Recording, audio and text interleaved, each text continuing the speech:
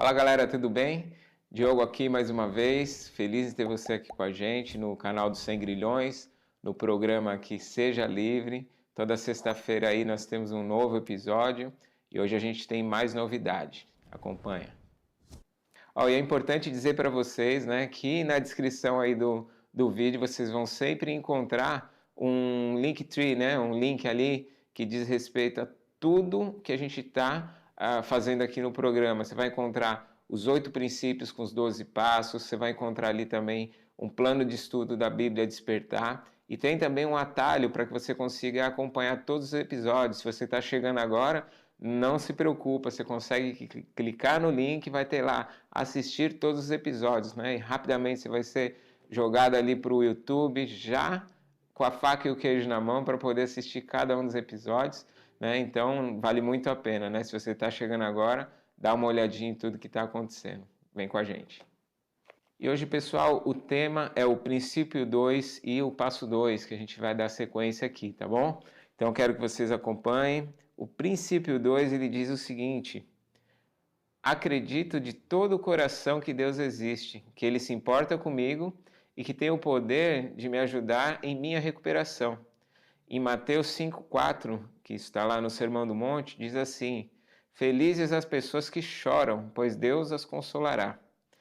E caminhando ali aliado a esse princípio, temos o passo 2, que fala: acreditamos que um poder superior a nós poderia nos devolver a sanidade. Em Filipenses 2,13, pois Deus está sempre agindo em vocês para que obedeçam à vontade dele, tanto no pensamento como nas ações. Eu quero hoje usar um versículo bíblico que é uma história bem conhecida, que é a parábola do filho perdido ou do filho pródigo, né, em outras versões, que está em Lucas no capítulo 15, do versículo 11 até o 24. Vamos lá para a gente acompanhar a leitura. Então, bora lá. A parábola do filho perdido. Palavra de Jesus. Versículo 11. E Jesus disse ainda: um homem tinha 2 filhos. Certo dia, o mais moço disse ao pai: Pai, quero que o Senhor me dê agora a minha parte da herança. E o pai repartiu o bem entre os 2. Poucos dias depois, o filho mais moço ajuntou tudo que era seu e partiu para um país que ficava muito longe. Ali viveu uma vida cheia de pecado e desperdiçou tudo o que tinha. O rapaz já havia gastado tudo, quando houve uma grande fome naquele país e ele começou a passar necessidade. Então procurou um dos moradores daquela terra e pediu ajuda. Este o mandou para sua fazenda a fim de tratar dos porcos. Ali com fome, ele tinha vontade de comer o que os porcos comiam, mas ninguém lhe dava nada. Caindo em si, ele pensou: quantos dos trabalhadores do meu pai... acabei perdendo aqui. Caindo em si, ele pensou: quantos dos trabalhadores do meu pai têm comida de sobra e eu estou aqui morrendo de fome? Vou voltar para a casa do meu pai e dizer: Pai, pequei contra Deus e contra o Senhor, e não mereço mais ser chamado de seu filho. Me aceite como um dos seus trabalhadores. Então saiu dali e voltou para a casa do pai. Quando o rapaz ainda estava longe de casa, o pai o avistou, e com muita pena do filho, correu e o abraçou e o beijou. E o filho disse: Pai, pequei contra Deus e contra o Senhor, e não mereço mais ser chamado de seu filho. Mas o pai ordenou aos empregados depressa: tragam a melhor roupa e vistam ele. Ponham um anel no dedo dele e sandálias nos pés. Também tragam e mate o bezerro gordo. Vamos começar a festejar. Porque este meu filho estava morto e viveu. E viveu de novo, estava perdido e foi achado. E começaram a festa. E fazendo aqui um flashback muito rápido, né, no passo 1, que diz: admitimos que éramos impotentes perante nossas feridas, dependências e comportamentos compulsivos, e que a nossa vida se tornou ingovernável. Por que estou citando esse passo, né? Esses versículos, né, essa história do filho pródigo, relata de uma forma muito clara alguém que vivia numa situação tranquila na presença do pai e de um momento para outro resolveu levar a vida como assim desejava, né? Pegou a parte da herança de forma precipitada, de forma antecipada e resolveu sair para a vida, né? E o desfecho, os versículos por si só, eles explicam, né? Ele caiu numa situação de necessidade, provavelmente uma situação de muita humilhação, onde sentiu fome, e aí aquela lembrança, né, de como era viver na presença do Pai, alcançou ele, né? Então eu tenho certeza, né, de que independente de onde você esteja, independente da ponte que você esteja atravessando, o Senhor não se esqueceu de você. E se você não teve um relacionamento com seu pai, né, aí eu estou falando assim, alguém que realmente não teve um pai presente, ou alguém que, se a gente for ilustrar de um ponto de vista espiritual, como a palavra aqui de Deus fala, né, alguém que já viveu na presença de Deus e se afastou, se esse é o seu caso, esses versículos trazem aqui a esperança, e é isso que a gente vai falar um pouquinho mais hoje aqui, tá? E quando a gente fala da história desse filho perdido, né? Ele foi para um lugar tão distante, né? E acabou passando pelo que passou, caiu numa situação de necessidade, veio a memória dele, a saudade da presença do pai, o desejo de voltar, mas no meio do caminho, com certeza, caiu um questionamento. Que vergonha que eu estou passando, que situação é essa que eu estou vivendo? Como eu vou chegar de volta na presença do meu pai e falar que eu cheguei a passar por isso ou aquilo, ou pela situação difícil que eu me apresento, ou do jeito que eu estou, como eu vou voltar? Muitos se questionam. E eu acredito assim, né? Quando a gente fala de uma base espiritual, do que o passo 2, né? Ele nos traz, né? Quando fala que a gente acreditar que Deus existe, é realmente assim, a gente se desfazer da situação, por mais negativa que seja, por mais desfavorável que ela esteja, e falar, não, existe um Deus e nele eu posso me apoiar, eu sei que ele pode me ajudar, e a gente realmente se desvestir de todo o ego, de todo o orgulho, e se demonstrar na presença do Pai com humildade, para novamente a gente poder ter um acolhimento, né? E aí quando a gente fala da fé, a fé ela é a nossa âncora espiritual, né? E eu entendo que um passo 2, ele é um passo de esperança, que nos remete de uma situação desfavorável ou totalmente desconfortável de necessidade e nos remete, né, para algo melhor, né? Porque quando a gente fala de esperança, é a certeza de dias melhores. E quando a gente acredita nisso, a gente abraça essa causa e traz isso como sendo realmente a nossa âncora, é nisso que a gente vai se basear e seguir em frente para realmente viver o melhor de Deus, para realmente poder voltar com tranquilidade, sabendo que Ele está de braços abertos para nos receber. Ele não está lá com a cinta esperando para te pegar, ele, pelo contrário, né? A expectativa dele é grande que você volte. Então, se você está assistindo esse episódio com a gente e por algum momento você se achou afastado, né, longe da presença de Deus, pode ter certeza que Ele está de braços abertos te esperando. E quando a gente alimenta essa ideia de que tem alguém do lado de lá que está de braços abertos nos esperando, né, pode ter certeza que a gente está indo na direção certa, né? Pode parecer o seguinte, né? Mas poxa, eu estou voltando, mas está voltando para a presença do Pai, que é o lugar de onde nunca deveria ter se afastado. Ou se a sua situação, você, poxa, eu não sei quem é esse Pai, né? E se você está buscando por Ele, pode ter certeza, né? Que através dessa trilha que o caminho que foi feito por esse filho perdido é o mesmo que você pode estar fazendo, e um Deus que está de braços abertos à sua disposição. Ele não é um pai exclusivo, ele é um pai universal, né? Ele é o pai nosso. E é esse o qual nós desejamos aqui multiplicar, falar em cada episódio para que cada um tenha acesso e venha encontrar uma saída da onde que, independente de onde esteja saindo, né? Seja ele a saída, ele a nossa esperança. E quando o passo 2 ele declara, né, que acreditamos que um poder superior a nós poderia nos trazer de volta à sanidade. Então vamos lembrar de novo o que aconteceu na história do filho pródigo. Ele foi para um lugar afastado e em algum momento ele caiu em si. Ele falou, nossa, olha a situação que eu me encontro, desejando comer a comida dos porcos, tendo lugar e espaço na presença do meu pai, olha onde eu me encontro. Essa é uma situação assim impensada para quem já viveu ali dos benefícios de estar na presença do Pai e está passando por isso. Então ele caiu em si, né? E na verdade o que ele estava vivendo poderia ser algo insano, né? Porque se a gente olha para a nossa própria vida, a gente faz uma revisão de vida e vê que no ponto atual a gente está numa situação pior do que a anterior, certamente a gente tomou uma decisão lá atrás que nos levou para essa condição. Agora, o caminho do passo 2 também, além da esperança, já é uma demonstração de arrependimento, né? Não simplesmente porque tudo está fora do controle, mas Deus ele permite que a situação ela fique dessa maneira, muitas vezes como último recurso, né? Para que a gente volte para a presença de Deus, para que a gente deseje uma mudança de vida. Porque talvez se a situação continuasse favorável, ele tivesse ainda dinheiro para gastar, né? Na situação do filho pródigo, eu estou me referindo aqui, ele continuaria indo ladeira abaixo, né? Agora Deus permitiu que ele chegasse, não até o fim da linha, né? Porque talvez o caminho mais adiante seria o fim da própria vida, né? Daquele filho pródigo. E talvez, né? Eu não sei em que momento você se encontra, mas seja um momento de cair em si, como aconteceu com o filho pródigo, falar, não, eu preciso tomar uma decisão, e a melhor delas, sem dúvida, não é seguir em frente, né, ladeira abaixo, pelo contrário, é voltar para a presença do Pai. Então, se você está num ponto de decisão, saiba que agora talvez seja a oportunidade de você demonstrar humildade e falar, Senhor, eu preciso de Ti. Eu sei que o Senhor existe e é capaz de me ajudar. E quando se fala da gente sair do caos para a esperança, pode ser que não seja muito claro, né, qual que é esse caminho, né?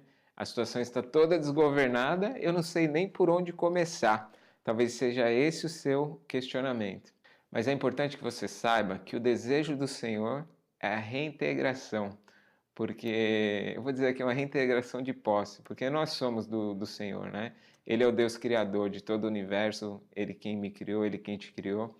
E quando a gente compreende isso, né? A gente sabe que Ele deseja a gente de volta, né? Independente do quanto a gente se afastou.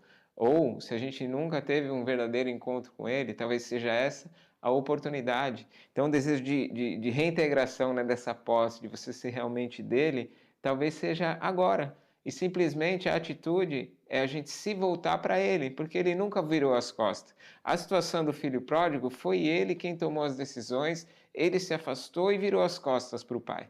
Agora Deus ele esteve lá o tempo inteiro, presente e de braços abertos. E olha que interessante, né? Na história do filho pródigo, chegou o momento no qual foi retomada a consciência dele, ele viu a situação que ele se encontrava, ele estava totalmente enredado pelo pecado. Ele se afastou tanto a ponto de ver uma vida distante até as últimas consequências. Mas a gente precisa ter uma noção do seguinte: os nossos pecados foram integralmente cravados na cruz do Calvário. Lá estão os nossos pecados. Quando a gente demonstra arrependimento, é lá que é o destino final. Lá foi pago um alto preço. Lá foi derramado o sangue precioso de Jesus que cobre todas as transgressões e todos os pecados cometidos. Então, se você alimenta a sua fé, quando eu falo você tem uma fé estabelecida no Senhor, porque quando se diz que existe um Deus, né, um poder superior a nós, aqui denominado claramente Jesus Cristo, e nele está a sua esperança, a sua confiança ela é retomada. Porque com certeza alguém que vive uma vida toda no pecado, o que está atrás dela? A culpa.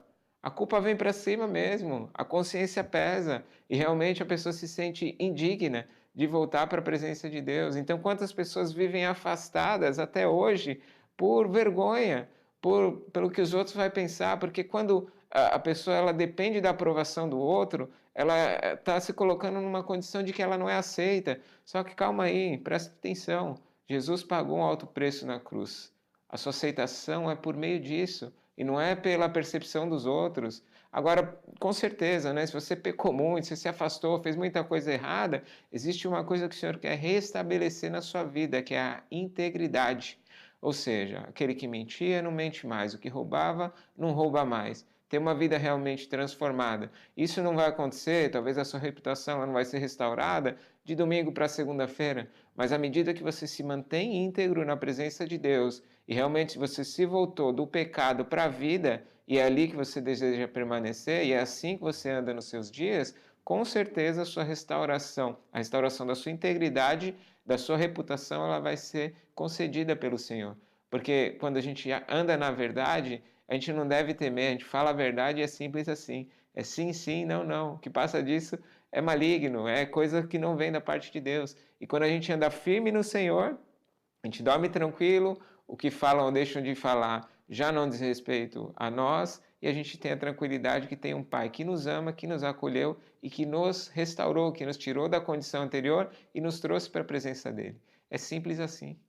Então, se você está assistindo esse episódio aqui com a gente no programa, eu quero fortalecer uma ideia para você. Se você está falando, poxa, está falando comigo, isso aqui realmente diz respeito ao momento da vida que eu estou passando. Ou pode ser que você olhe para trás, eu me recordo do momento que eu passei por isso, que eu precisei tomar uma decisão, sua fé ela vai ser fortalecida.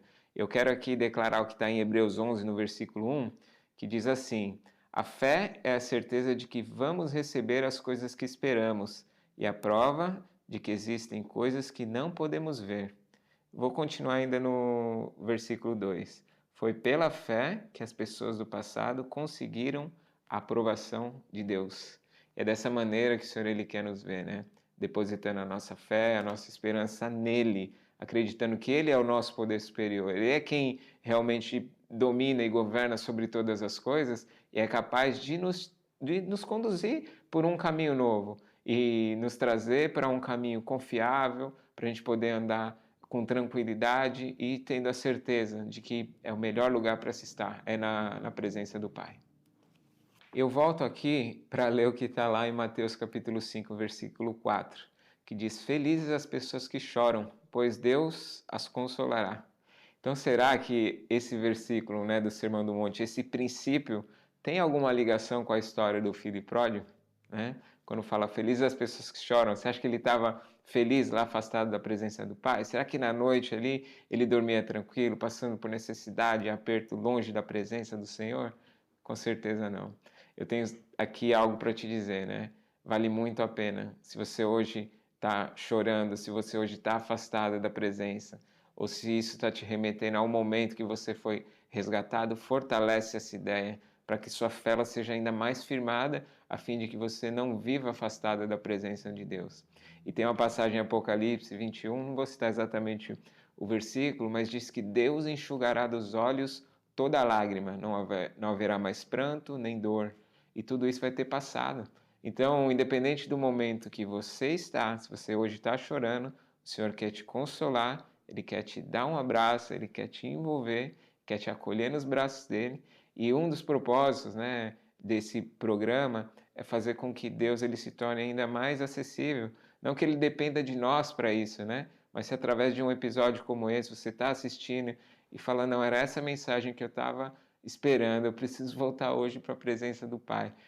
Vai encher muito de alegria o nosso coração, porque é isso que pulsa, né? É por isso que a gente está aqui, né? E o desejo do nosso coração é fazer com que a mensagem do Senhor ela tenha ainda um alcance maior para cada um que venha nos acompanhar aqui. A gente deseja toda sorte de bênção e que continue com a gente, né? Porque nessa jornada dos 8 princípios, 12 passos, como eu compartilhei, né, na live inicial, é algo que nos últimos 20 anos, pelo menos na minha vida, eu venho experimentando. Então, na jornada, quando a gente reúne histórias, né, de pessoas que estavam numa situação que não era favorável, né? Aí, dali um tempo você encontra com aquela pessoa e vê que a decisão que ela tomou lá atrás de estar na presença do Pai, isso não mudou. E aí, quando você faz uma retrospectiva na vida dela, independente das dificuldades, é uma vida de progresso, né?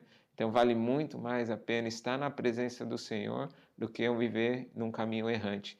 Então, o desejo do coração é que vocês continuem com a gente, em cada episódio acompanhem, venham aí interagir. Inclusive, né, esse espaço aqui, nesse conteúdo que está sendo gravado, é uma bênção que foi concedida, né, porque eu não investi R$ 1 para poder estar aqui falando do amor de Deus, isso foi proporcionado, mas existe um estúdio, existe um custo de energia, um espaço aqui que é aberto para que a propagação do Evangelho seja realizada. E se no teu coração houver algo que queima, né, por esse propósito, né, tem no início lá do canal, você vai lá no Sangrilhões, você pode ser membro com o valor ali que você desejar. Isso aqui não é nenhuma cobrança, não é nem um boleto que eu estou entregando aqui no final, não é nem um curso que a gente está vendendo, mas é algo vindo do coração, né? Então eu falo que eu tinha um sonho há muitos anos de poder de alguma forma multiplicar, né? Tentei até em alguns momentos gravar no meu celular, mas não me dei muito bem